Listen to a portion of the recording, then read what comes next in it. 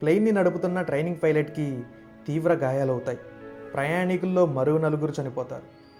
తీవ్రంగా గాయపడ్డ training pilot ప్రయాణికులతో పాటు బతికే అవకాశం లేదని తన వద్ద గన్ తీసుకుని కాల్చమని అడగగా ప్రయాణికులు నిరాకరిస్తారు. 45 మంది ప్రయాణికులలో 33 మంది బ్రతుకుతారు. కానీ వీరిలో కూడా కొంతమంది తీవ్రంగా గాయపడి ఉంటారు. ప్రయాణికులలో ఉన్న మెడికల్ స్టూడెంట్స్ గాయపడ్డ వారికి ప్రథమ చికిత్స చేయడం మొదలు పెడతారు. మరోవైపు ప్లేన్ రాడర్ మిస్ అవడం వల్ల సెర్చ్ ఆపరేషన్ మొదలవుతుంది. రెస్క్యూ టీం ప్లేన్ క్రాష్ అయిన స్థలంపై నుంచి కూడా వెళ్తాయి. ప్రయాణికులు అరవడం మొదలు పెడతారు. ప్రయాణికులలో ఒకరి వద్ద రెడ్ లిప్స్టిక్ తీసుకొని విమానం పై భాగంలో SOS రాయడానికి ప్రయత్నిస్తారు. కానీ లిప్స్టిక్ సరిపోదు.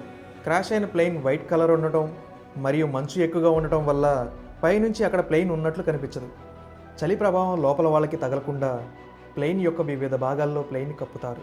ఈ ప్రయాణికులకు తెలియని విషయం ఏమిటంటే ఆ క్రాష్ అయిన స్థలం నుంచి 20 కిలోమీటర్ల దూరంలో ఒక పాడుబడ్డ హోటల్ ఉంటుంది.